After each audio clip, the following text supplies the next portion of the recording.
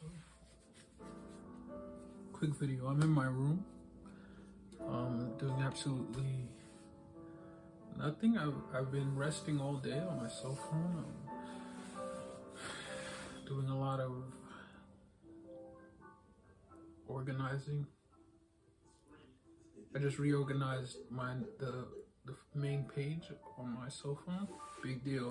You would think it's a big deal, but it's not really that big of a deal.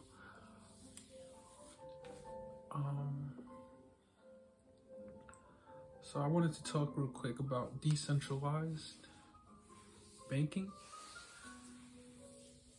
From looking at videos on YouTube, I've begun to understand what exactly blockchains are, and picking up on the understanding that most blockchains are supposed to be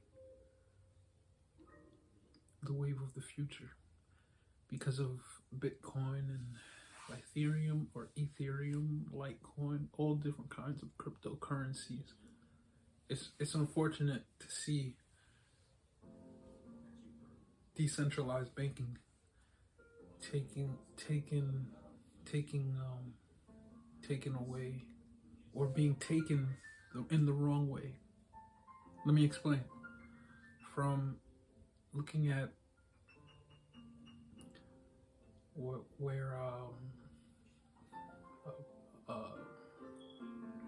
certain prepaid debit cards are headed. For instance, with the actual prepaid debit card that I'm using, I found that it's a little fishy. Something seems decentralized. From what I can see, it doesn't have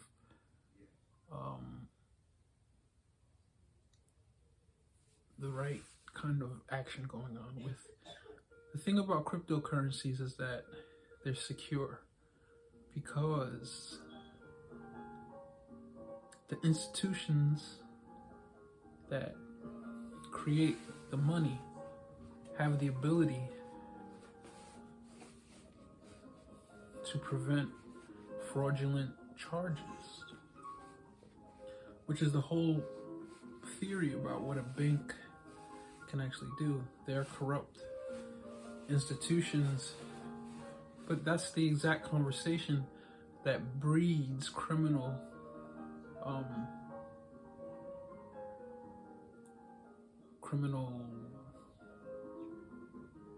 manufacturing of counterfeit bills. So to think that, you can get away with a conversation about counterfeiting money and then not have the incentive to actually do it is not likely. That, I guess what I'm trying to say is the ability for in our day and age, for our technology to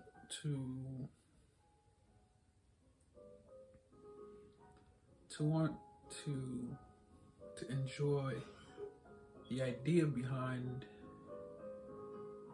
the initial idea, which cold fusion, or to go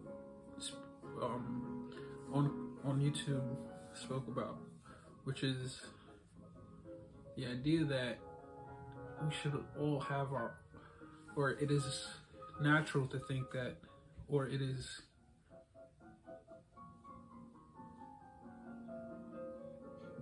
the initial idea behind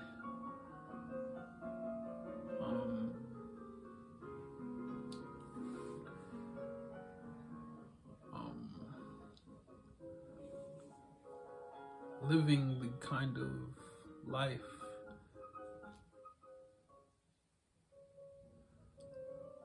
which should be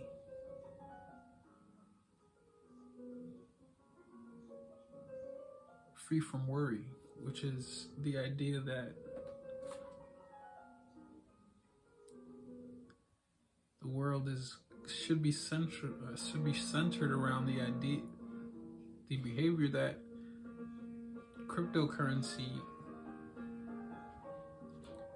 could be for you pertaining to, you know,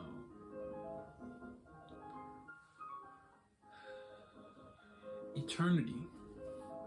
You can fund your family in their own currency, so that no matter where you spend it, you can be recognized as a complete individual.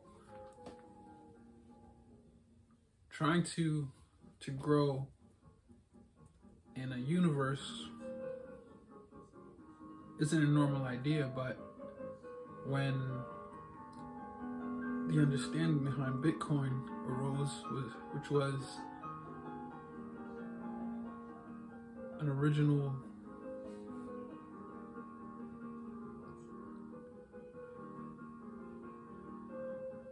currency founded by the idea of complete privacy, and that's the initial thought. There is no other thought. If you ever come to think that you can have a legacy, or you want to believe in what could be deemed as a legacy in your name, in your family name, so you don't unnaturally think that you could ever be stricken from who you are. Not all people are to be accepted into your family, and usually that inspires the idea that you have to protect your family. But to have a form of protection in the value that you hold within the family is okay, which means nobody can enter into your circle of trust unless you let them, which, even though could happen, there are certain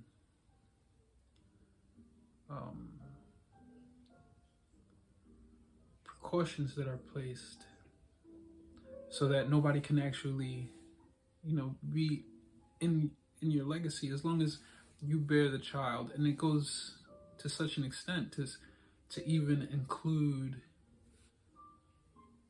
I don't know, say mining for actual value. So I just wanted to address that before I went to the bank with my prepaid card. I don't find that with the card it's safe. It doesn't feel that the prepaid MasterCard has been thought through, because I do understand that MasterCard is a government funded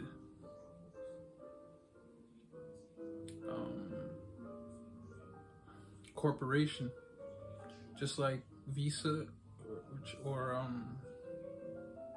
ATM. ATM used to be a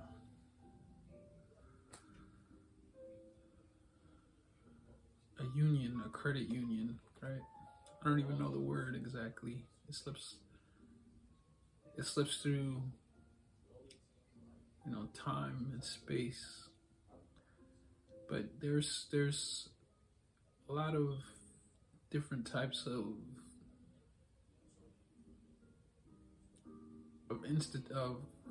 corporations that are surrounded in focusing their understanding to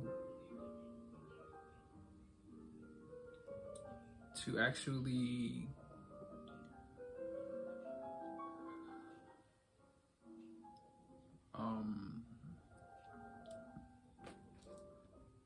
and you know, have have each and every customer appropriated with their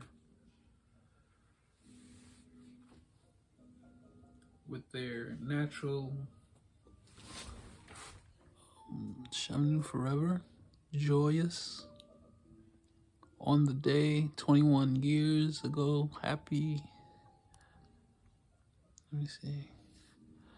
Happy 21 years to Shemnu Master France, an insane resource for our French Shemnu fans. Thank you for all of your work over the last 21 years. Shemnu history, Shemnu anime 2. Let's get Shemnu 4. I don't think Shemnu 4 is going to be released, but that's a different story. We're talking about cryptocurrency. So just to think that this prepaid MasterCard could actually surpass the actual conversation going on about centralized banking is unheard of. I don't think blockchains should be ignored as easily as they are being now, being that cryptocurrency was always the next level to our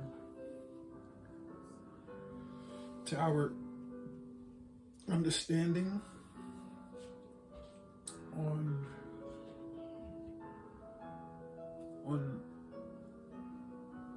money or currency.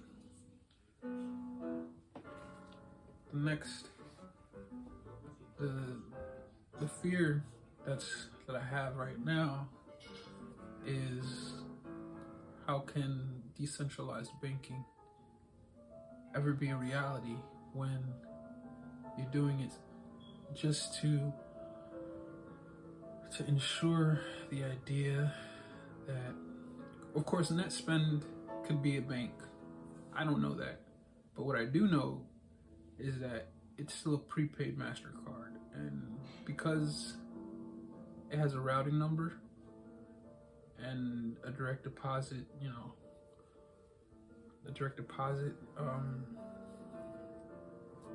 account, it doesn't mean that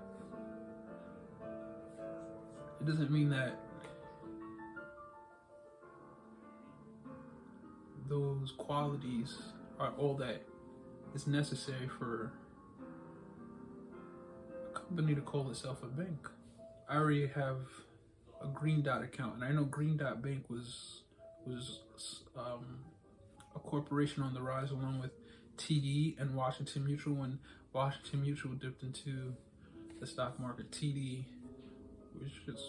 which was the bank that came up to save or buy the actual business.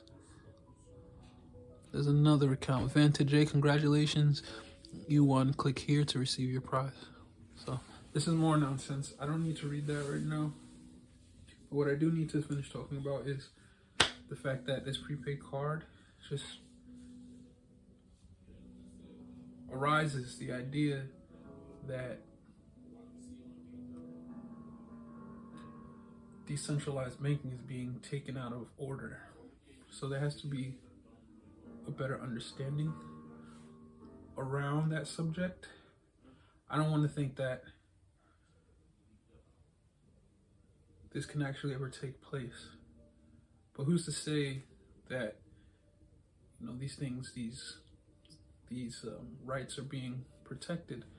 The FDIC hasn't been on the news, as far as I'm concerned, in the past month, maybe 2 months. I haven't heard anything about these kinds of precautions that should be taking place around this conversation, this subject in general. I don't want to keep going on this rant. I just want to quickly analyze what I'm going through, which is which is the fact that cryptocurrency which Bitcoin hasn't been rushed. It has been actually taken step by step. When the time comes, you want to have some real estate, or you want to have a certain amount of like finance taking place in maybe one of the biggest banks in the country, which could be something to be proud of. So you want to think, because we already know central banks aren't all that wrong, because we've always been using them, and we know our parents use them, and their parents even, and they're centered around the idea that they're a well protected institution which save your money. And it's not a normal idea to think that you can go miles, maybe miles and miles away from your house just to save your money. But it's necessary, because it's okay to think that it's safe. If someone is guarding it for you, it's okay to naturally want to embrace the idea that they're keeping it there safe for you and away from you, in a environment where nobody can get to it. So it enforces the idea of privacy. So as long as you have some money, you can always ensure privacy. But if you don't have the ability to remain private, then you can never truly feel safe in every sense of the word when it comes to your money. So it's like when I think of how this prepaid MasterCard is actually storing money away, but I don't know anything about, first of all, where it comes from. All I know is that NetSpend is a business that's always created prepaid cards. I don't know how this money's first, I don't know where it comes from. Second, I don't know how the money is stored. I can go on and on. Like 3, I don't know how safe the money is. 4, so I don't know where they are. I don't know where they are. I don't know what they're doing. I don't know how the money is stored. I don't know how the money is guarded. If it's in a certain kind of environment where you can handle finance. I don't know what's going on to say that it's completely traditional in the way that you can go to a bank and feel that, okay, they have my money here. I don't have to worry about it. Nobody's gonna involve themselves in my cash, as well as remove the amount of value in the money, unless the stock market crashes, which is basically nothing to do with the bank. Just calculations, maybe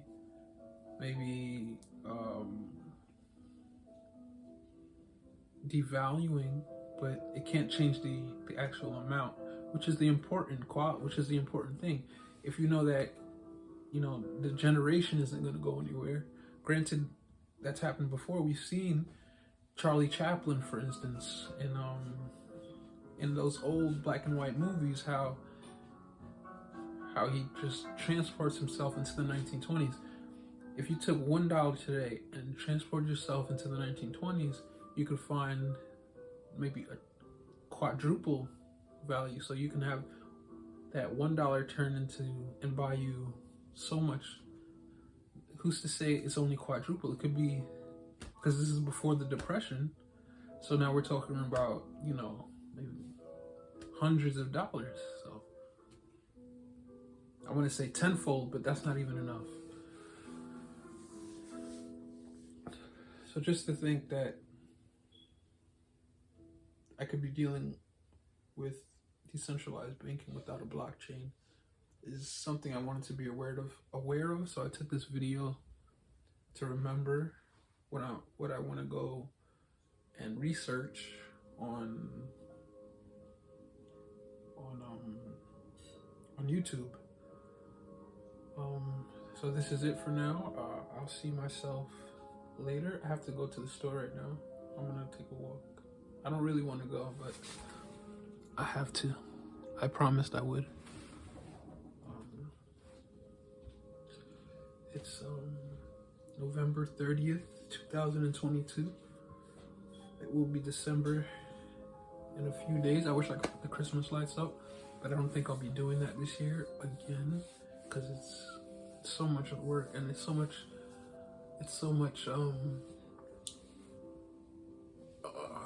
effort. I don't want to put that much effort, but it could be fun. I should, you know, take a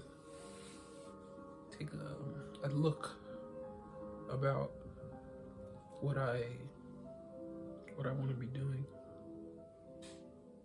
Our neighbors would enjoy it, and that's all that matters, right? Keeping your neighbors happy. So I'll see you next time. This has been Brian signing out. Have a good night, and I hope to catch up with this cryptocurrency conversation. See you. Have a good one. Goodbye.